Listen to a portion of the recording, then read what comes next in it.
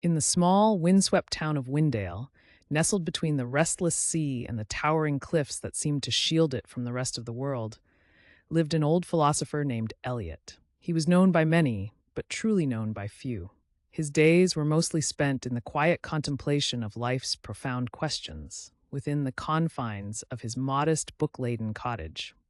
Eliot often took his daily walks along the cliffside, where the wind played with his wispy, white hair, and the vast, borderless ocean stretched out before him like the infinite possibility of understanding itself. These walks were his time for reflection and, occasionally, for conversation with the curious souls who sought his insights. One crisp morning, as the sun painted the sky with the blush of dawn, Eliot encountered a young woman sitting on a bench, her eyes lost to the horizon.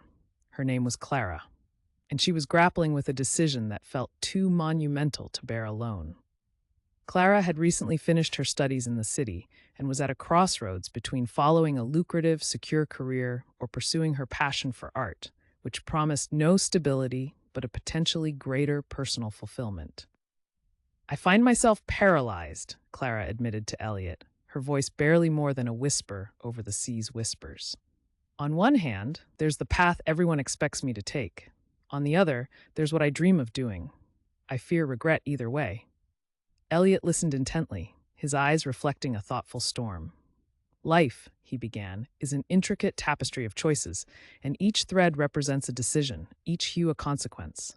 The fear of regret is a powerful shadow, but remember, shadows are cast by things illuminated by light.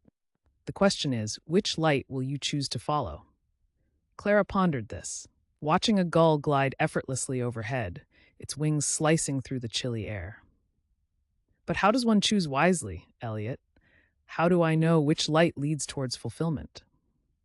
"Truthfully, you do not always know at the onset," Eliot explained as they started walking along the path that edged the cliffs. "Wisdom and understanding are often found retrospectively.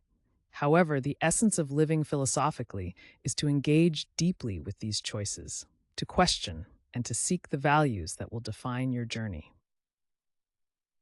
Their conversation ventured deep into the nature of values, what it means to live authentically, and how the echoes of our choices resonate further than one might anticipate, shaping not just our own lives, but influencing others as well. Eliot shared stories of his youthful endeavors, the risks he took, and the regrets that occasionally visited him in quiet moments. He spoke of each regret as a lesson, an echo of the past guiding the future. As the walk concluded and the sun reached higher into the morning sky, Clara felt a newfound clarity.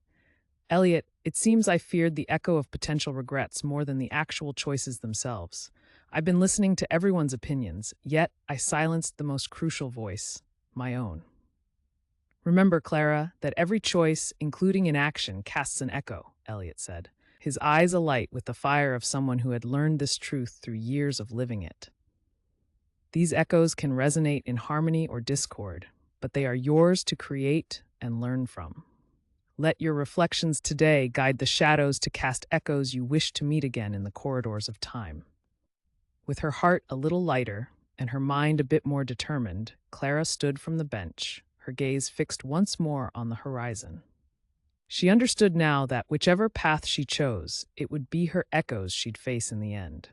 With a brief hug, she thanked Eliot and set off back to the town, her shadow tall and decisive behind her, ready to chase the light she would choose to follow. Meanwhile, Eliot watched her leave, a content smile playing across his worn features. He turned once more to face the sea, feeling the eternal pull of its vast, unanswerable questions and the comforting familiarity of the unending whispers of the wind.